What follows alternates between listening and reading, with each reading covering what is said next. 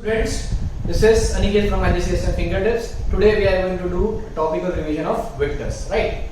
We are going to understand vectors, the need of vector, the importance of vector and then try to solve some of the previous year questions of vectors, right? So now what do you understand by vectors, or what is the need of vectors, right? So in science or in physics I should say, there are any quantity is general, all the quantities are generally divided into two parts, right? There are few quantities who only needs a magnitude to express themselves. Like what do you mean by magnitude? Magnitude means it's just a number 1, 2, 3, 4, 5, 6, right? There are those quantities who only need magnitude, like distance, right? Distance is a quantity which only needs magnitude, 2 meter, 2 centimeter, or you can say mass, right? You need mass which is 3 kg, 4 kg. But there are, on the other hand, there are also few quantities which need magnitude as well as direction to express themselves. Those quantities could be, let's say, displacement, velocity, acceleration, right? Now if I take a typical example of distance and displacement, let's say this is my point A and this is my point B. I want to go from point A to point B. Now there are multiple ways for me to reach from A to B. This is one of the way. This could be my second way. This could be my third way, right? But what is going to be the shortest way? The shortest way is obviously going to be a straight line from A towards B, right? From A towards B. Now this shortest line has a direction associated with it. That is why such kind of quantities are called as vector quantities. Right? Such quantities are known as vector quantities. Now, how can these quantities be helpful? We can find position of any object at a particular time, right? Or we can find velocity of any object, or we can find acceleration. In fact, we can also find direction of a magnetic field, right? This all things can be found out using vectors. That is why they are very important for us to understand, and this is why we are trying to solve this today, right? So this was my example of vectors. Now how do you represent a vector? As I had taken, let's say this is my point A and this is my point B. Now vectors in our syllabus are generally points on graph, and we are only dealing in 2D vectors, right? 2D means there are only two planes, which is one is X and the other is y plane. So let's say A is a point. Now if A is a point on a graph, then obviously it should have two coordinates. Let's say the coordinates of A are 2, 3 and coordinate of B is 5, 7, right? And I want to go from A to B. This arrow indicates the direction. This arrow indicates direction. That is, I am leaving from A and going towards B. I am leaving from A and going towards B. So the vector AB, this is known as vector AB. This can be represented as, now if I want to move from A towards B, how many units I am supposed to change in the direction of X? In the direction of X, I am supposed to move 3 units, right? From 2 to 5. And in the direction of Y, I am supposed to move 4 units. So this is the column vector or the direction vector of AB. It tells us, what does it indicate? This arrow indicates that I want to move from A towards B, and if I want to move from A towards B, I should move 3 places in the direction of X and 4 units in the direction of Y. Now this is the direction vector or column vector. But as I said, this is vector, so it should also have magnitude, right? Now I know if I want to move from A towards B, I know the direction. But what is the magnitude? Let's say this is my position from A towards B, right? So what is the total distance which I am supposed to travel if I am moving from A towards B? Now that is called magnitude of a vector. This is denoted by this particular sign, magnitude of AB. This magnitude of AB is given by the formula under root x square plus y square. Under root x square plus y square. So if I find out magnitude of this vector, it is going to be magnitude of AB is going to be under root 3 square plus 4 square. 3 square is 9 and 4 square is 16, which is root 25. So now my magnitude is of 5 units. Now this 5 could be, it could be 5 newtons, it could be 5 centimeter, it could be 5 meter, it could be 5 Tesla, anything. But this is simply 5 units. This is how it tells us this is the magnitude and this is my direction. Right? Now there are also some more concepts in vectors. The most important concept is addition of two vectors or subtraction of two vectors. Right? Addition and subtraction of two vectors. Addition and subtraction of vectors. Addition and subtraction of vectors. Now let's say I have a vector. This is my vector A, and I have one more vector. This is my vector B. Right? This is A units, this is B units. Let's say this is point A, this is point B, and this is point C. And I want to find vector AC. AC means what? I am currently at A and I want to move towards C. Right? So I'll first know the direction from A towards C. See students, vectors is like addition and subtraction of vector is like traveling in a car. Right? Let's say I'm leaving from A and I'm moving towards C. I'm leaving from A and moving towards C. Now if I see someone who is in the opposite of is in my opposite lane, then I'll take that as negative. But if someone is traveling with me, which means in my direction, then I will take it as positive.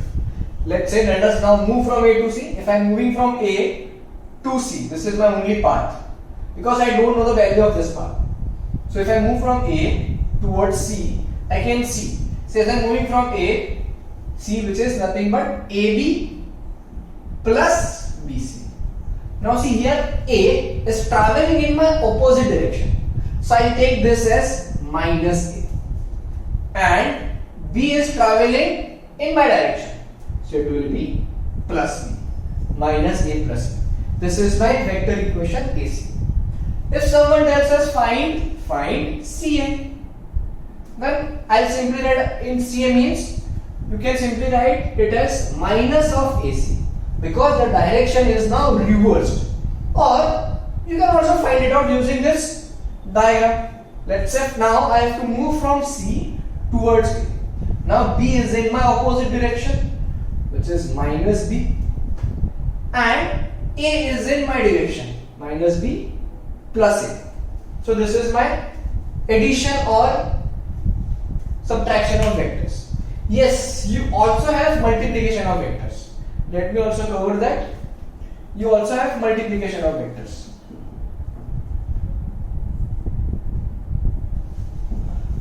Let's say you have a vector AC. The column vector AC is 3 and minus 5. Now if someone tells you to find 3 times of AC, it is nothing but 3 times of this column vector AC, which is 9 and minus 5. So they can also give this such kind of questions. These are relatively easier questions, right?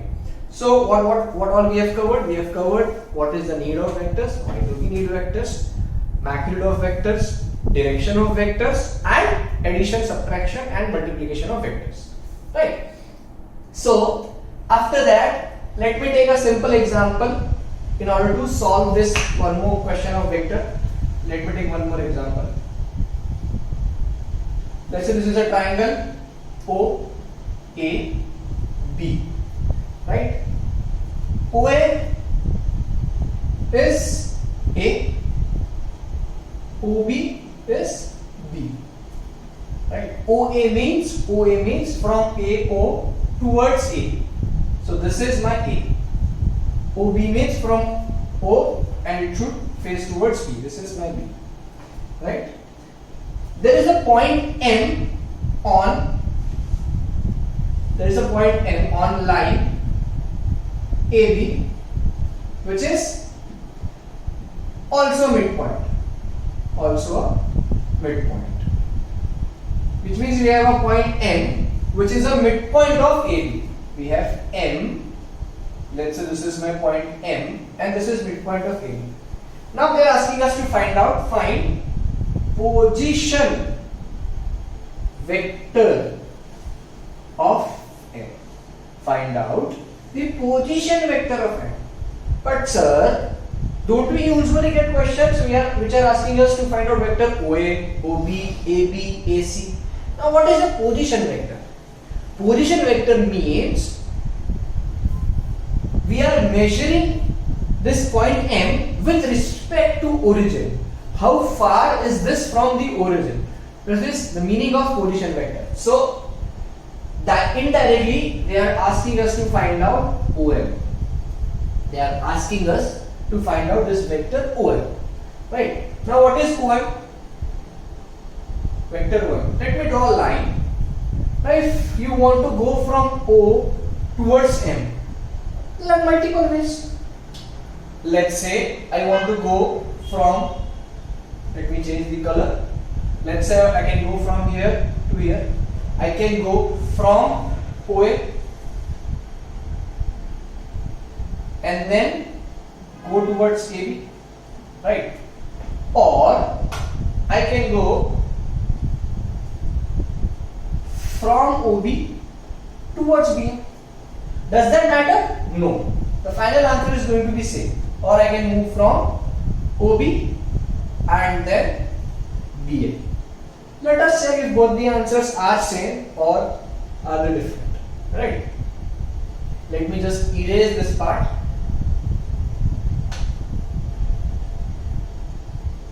Okay.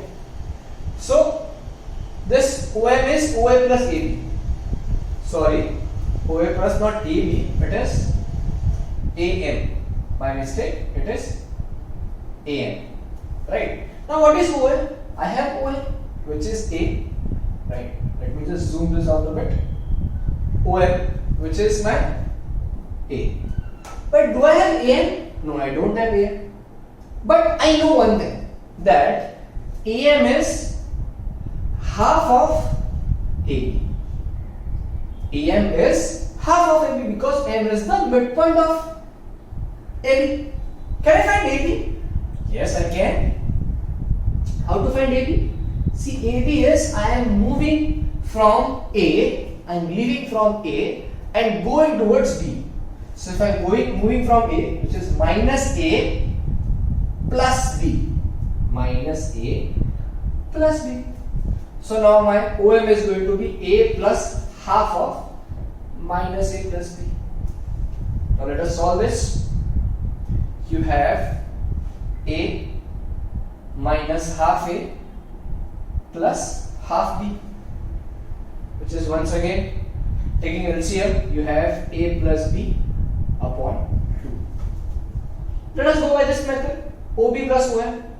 Right, if I am going from OB plus BM, OB plus BM, OB is B and BM, it is half of BA, guys, half of BA, not AB, because I am at B and I am looking towards M, so it is going to be half of BA. Now what is BA? BA is minus AB, so this is B plus half of AB is minus A plus B, then BA is going to be A minus B. Right? So let us solve this further. Let us I have taken AB as common in both. So I have B plus half A minus B by 2. B minus B by 2 is once again same. So your final answer is going to be A plus B by 2. Now this is what vector addition and subtraction looks like. let us take couple of questions from your previous year board papers so that it can be easier for us to understand. It can become easier for us to understand, right? Question number 1. O is the origin of a regular hexagon. OP is given to us as P, OT is given to us as P. Find in terms of P and T vector PT. We are supposed to find vector PT. So before we start, this is a regular hexagon. So let me tell you, these two sides are parallel, OP and SR are parallel. So if this is P, this is also going to be P. Same way, if this is T, this is also T, guys. And the diagonal TQ, is double of OP. So if this is P, this vector is 2P. And in the same way, if this is P, this vector is twice of P. Right? So let us always find PT. PT means I am moving from P towards T. So this is minus P plus T. Next you have find PR. PR means I have to leave from P and move towards R. Now what are the ways which is possible in which I can move from P towards R? Let us check this. See guys, I have already said if this is P, this is going to be 2T. Why 2T? So I also explain that why twice. Right? Let me explain that also. So now if you observe, this is my parallelogram. Right? And parallelogram has opposite sides equal and same. So this is my P. In the same way, this is also parallelogram. So this is also going to be P. Similarly, this is my T and this is also my T. If this is P, this is a parallel side, so P. Right? Now we were supposed to find PR. So I am moving from P and I have to go towards R. So let's say T plus P plus P. So we have 2T plus P. 2T plus P. Next we have to find position vector of R. Position vector of R means the position of R with respect to origin. So now which path can I take? I have to move from O and I have to go towards R. There are multiple paths. See, I will go from here, which is P plus 2T plus P. P plus 2T plus P. This is my position vector OR. P plus 2T plus P, which is 2P plus 2T. Right? Pretty easy question. Can we move to the next part? Yes, we can. Next question, we have one more question. In the diagram, PQS, PMR, MXS and QXR are straight lines. PQ is twice of QS. PQ is twice of QX. M is the midpoint of PR and we have QX is to XR as a ratio of 1:3. Okay, this is 1:2, this is 1:3 and this is 1:1. Find RQ. So first we are supposed to find RQ. Okay, we have few things. We have PQ, SQ and we have PR, SR. Okay, now I am supposed to find RQ. RQ means I have to leave from R and go towards Q, which is minus R plus Q. Right? Then I have to find MS.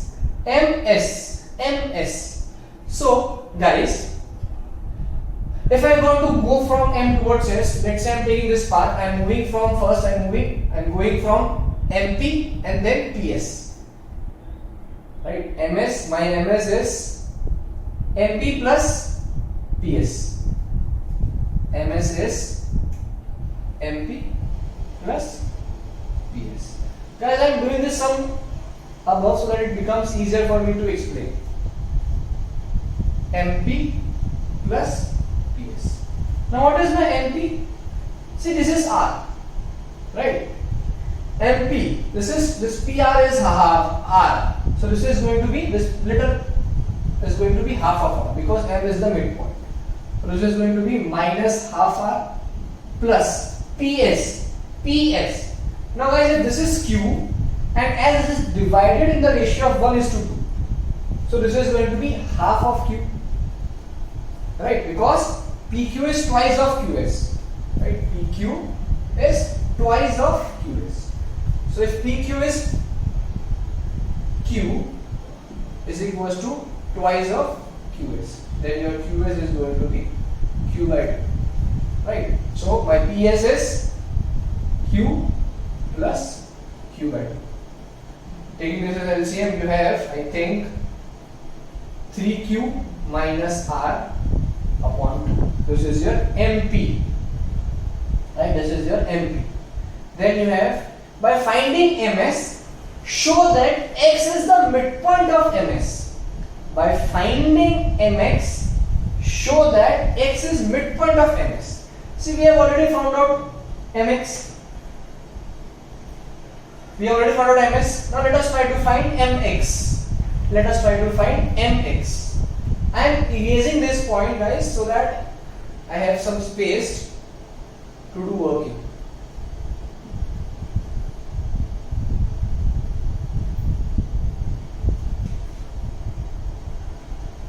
I hope you would have copied this portion, MX. Now how to find MX?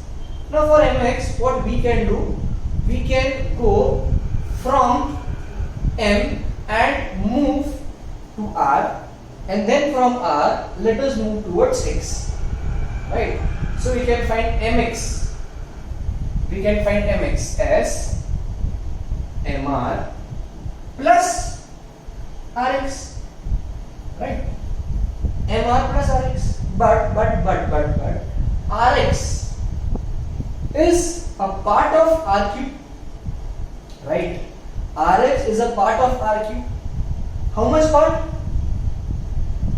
3/4 of RQ. It is 3/4 of RQ, right? MR. Now what is my MR? Pretty easy. This is R, so this is going to be half R. If this is R, this is going to be half R plus 3/4 of RQ. Do I have RQ? No, I don't. But RQ is, do I have RQ? Yes, I have. It is minus R plus Q. Minus R plus Q. Let me solve this. So taking 4 as LCM, you have 2R minus 3R plus 3Q divided by 4. So 2R minus R is minus R. So you have 3Q minus R upon 4. Now this is my MX. And as you can see, this is half of MX is half of MS. My MX is 3Q minus R upon 4. And my MS is 3Q minus R upon 2. So you can easily see MS is twice of MX. Therefore, X is midpoint. Let's move to one more question. See, we have been given OAPB is a parallelogram, O is the origin, M is the midpoint of BP. Find in terms of, find BA. I have to move from B towards A. Just minus B plus A. Next, find the position vector M. Position vector, as I have already said, it is this. I have to move from O towards M. So, as this is a parallelogram, if this is A, if OA is A, then BP is also going to be A. And they have mentioned that M is the midpoint of BP. Right? So, this is B plus half A. The position vector is b plus half a. Right? Now x lies on BA. X lies on BA such that Bx is to Xa is 1:2. Bx is to Xa is 1:2. So this is 1:2. Now what we are supposed to find? Show that x lies on OM. If x is lying on OM, it means it is a part of OM. So let's say if OM is 3 units, then OX is going to be multiple of 3. Either it could be 1/3 or 1 or 6 or 9, something like that. Right? It is going to be multiples of OM. OX should be multiples of OM. So let us find OX first. I can find OX as, let me find it here only. I can find OX as OB, which is B plus BX. Now we know BX is 1/3 of BA. 1/3 of BA. Because we have divided BA into 3 parts. One is this and 2 are this parts.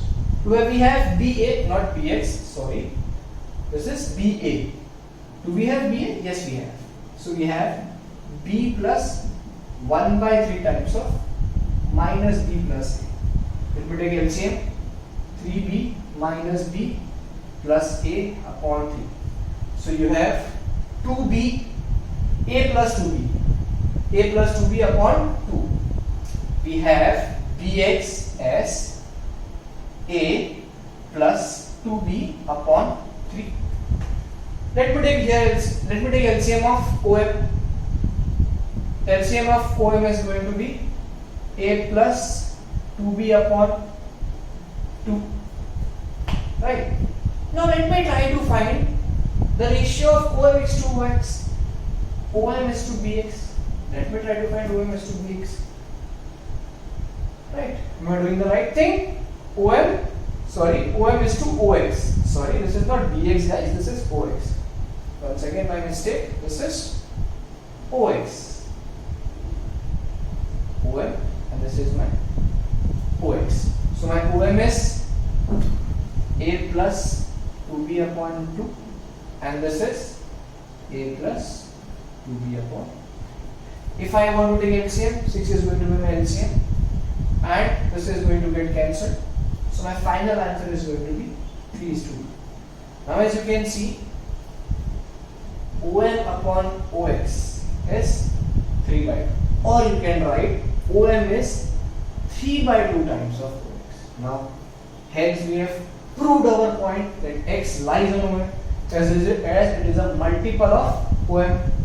Or you can write 2/3 times of OM will gives you OX.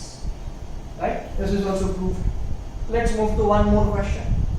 If this is a similar kind of question, we would skip it. Yes, it is a similar kind of question. You are supposed to find AC. This is minus A plus C. Then you are supposed to find AX. And this is divided in the ratio of 1:2. So your AX is going to be minus A plus OX. For OX, you first have to find OB. Right? For OX, you first have to find OB. OB can be found out if this is C, this is given to us, this is 2A. So minus A plus C plus 2A. Right? So minus A plus OX is 1/3 of OB. 1/3 of OB and OB is C plus 2A. Substitute the value of OB here and you get AX. Right? Then I think we have same kind of questions. Yes, I think we have same kind of questions. See, now also we have this question in the part B. Explain why the vectors AC and AX lie on a straight line. We are supposed to show that CX and A lies on a straight line. We can find CX and we can also find AX, and we can see if they are multiples of each other, it means they will be on the straight line. So with this we have done a brief revision of vectors. Let us know in the comment box below. If you need in-depth analysis or if you want us to solve any more questions, you can also join our Discord server and send your doubts here. We'll try to solve your doubts whenever we get time. Thank you. Have a nice day. Bye bye.